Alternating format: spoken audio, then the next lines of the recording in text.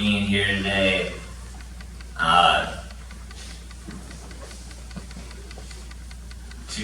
To celebrate, a great man who lived more than 61 years than most people get to live in a lifetime. I'll always remember him for his willingness to help others and always be there for his friends, his neighbors, his community, but most of all his family. There wasn't ever one time he wasn't there for us or willing to help us succeed. In fact, he would do absolutely anything to help us with questions or advice that we had. And he was truly a family man in every sense of the word. Going to all my sports games, being my Little League coach, attending every school event. There's a lot of memories that I will cherish forever. We will always remember him for his unique smile and that he had in every photo, and his quick-witted humor and his laugh. In fact, he was the funniest person I know, and I believe a lot of my humor does come from him. I remember one time I was hungry after a basketball game in middle school, and my dad drove way out of the way to bring me to the KFC drive-thru because I just had to have KFC. It was a cold, wet spring day, and all I wanted was some popcorn chicken. And so, as we pulled up to the drive-thru, I asked for a large popcorn chicken, and the person at the drive-thru said, "Well, I'm sorry, we're actually not bringing back popcorn chicken until the summer." And my dad nonchalantly said, "Oh, no problem, we'll wait." So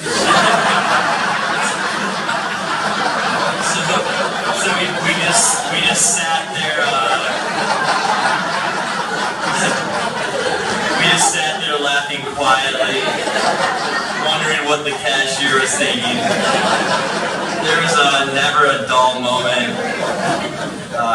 He could talk to anyone and everyone like they were his best friends, and he always wanted the best for everyone.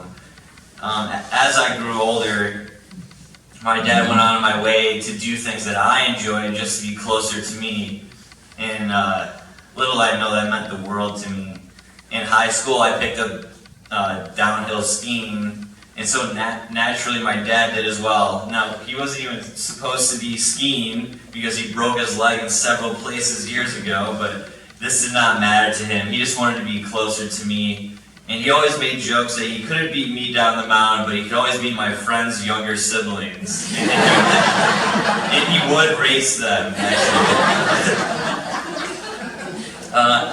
Every year, my dad and I, growing up, would watch Vikings games together, and even try to attend one game.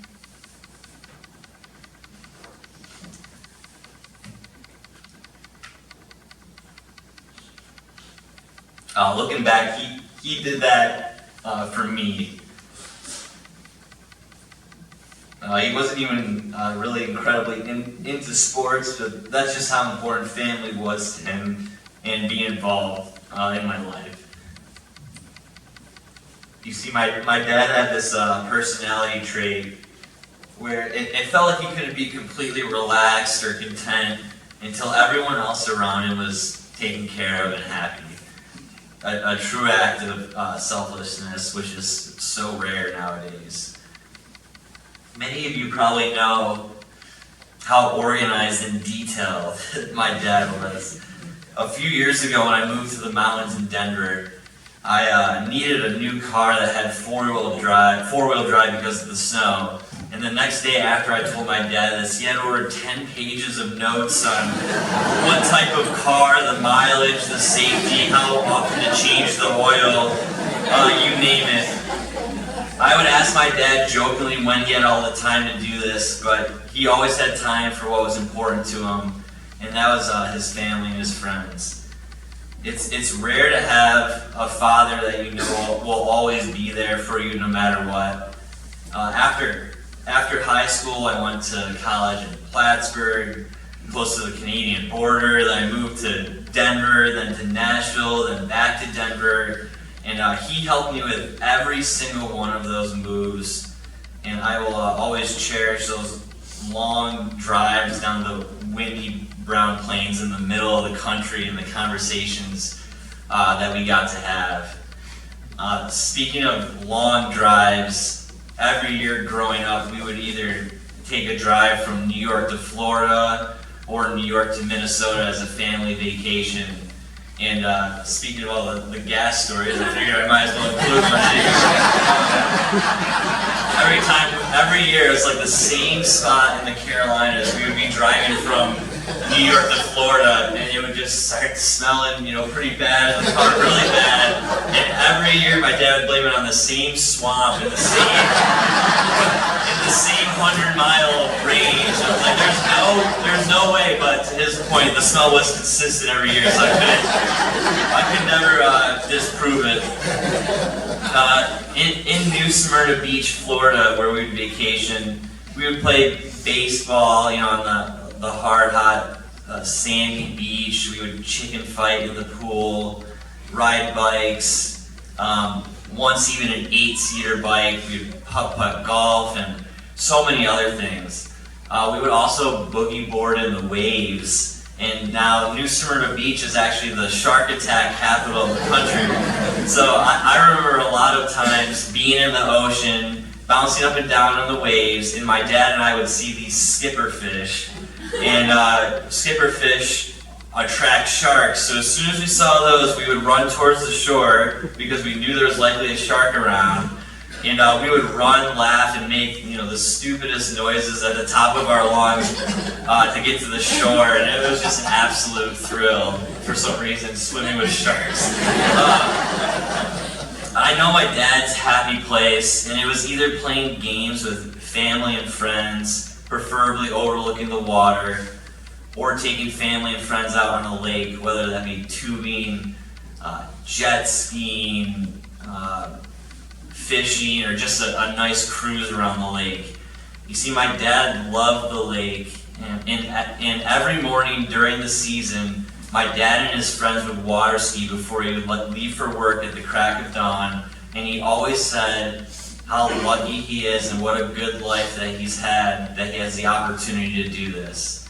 In fact, him and his friends would normally be the first people to put their boat in the water in March, and the last to take their boat out of the water in September. And so water skiing to him was really a time where he could have fun and smile and just be himself. Growing up on the lake, I didn't realize how fortunate I was to come home from school, and as soon as my dad pulled in the driveway, we would beg him to take us tubing on the boat and to be on the water. But we secretly never had to beg. This is just something that he loved doing, just being on the lake, and that's what made him happy. Sometimes my dad and I would bumper tube together, meaning that we would each have our own single tube, but would tube at the same time. And so my mom would drive our green and white Mastercraft when we did this. And I'll never forget one time when we were tubing, I took my tube and I jumped on my dad's back, and I was stuck on him for about a mile until I fell off. And we laughed and laughed as I balanced myself on his back, and he thought I was the best tuber around, but little did I know the tube would just go wherever he steered the boat. Ken was not just a family man, but a man who served his community. In fact, I don't know anyone who could say he wasn't there for them at all times or willing to help without even being asked. As you guys have heard, we grew up on a dirt road with a ton of potholes. And I remember on the weekend my dad filling up his green wheelbarrow with gravel and walking up and down the road in front of our neighbors' homes, filling their potholes in. And as a lazy teenager, I would say, why are you doing this on your day off? And he will always just tell me, it's just the right thing to do, and he is able and willing to help, so why not? He was so much more than a great role model to me. He was my hero.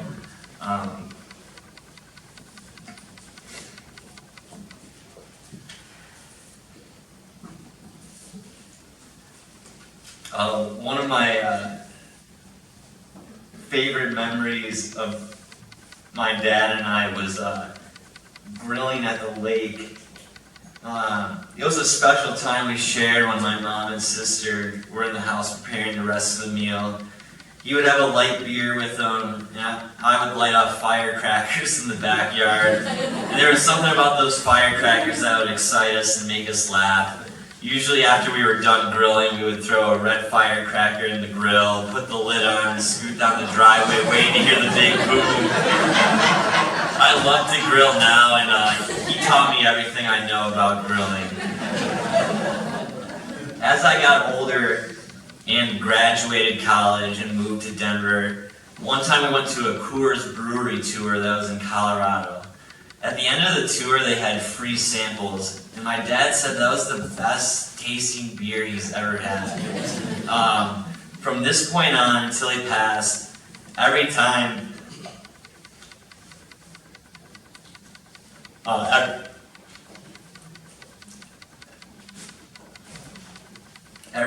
we would have a drink together, he would always ask for a Coors and talk about that tour we've done. I secretly think Yingling was his favorite beer. But this is something, once again, that he did for me to be closer to me. My dad never drank much, but he was very proud of the fact that a keg never goes flat in the Villages.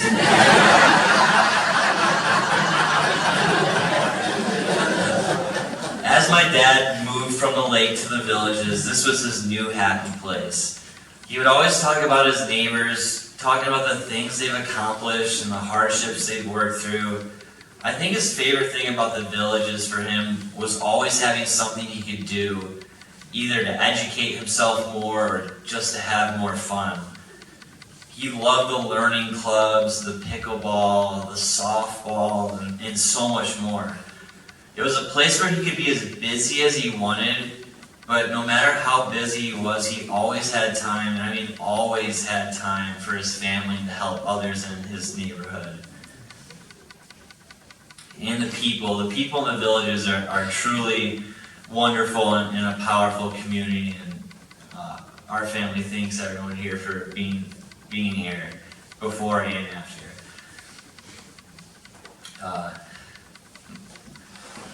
My dad was never really an emotional person, but that did change in his final weeks.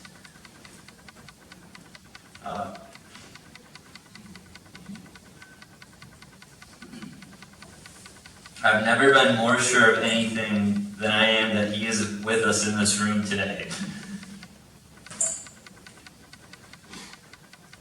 Hearing his family and friends speak and celebrating his life, and smiling and laughing at the stories we tell.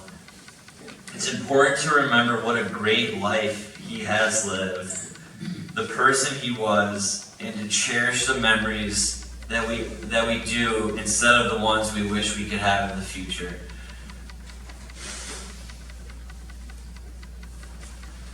One of the last things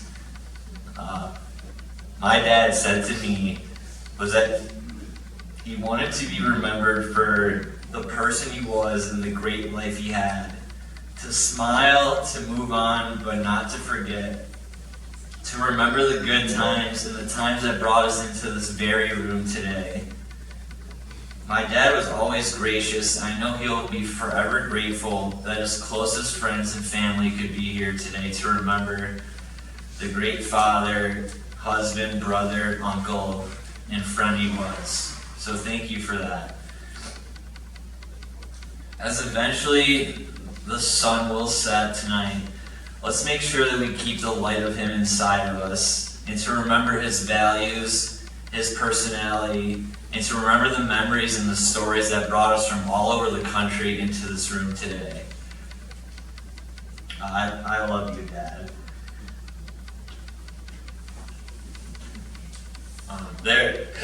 To end it, there are two buffet lines.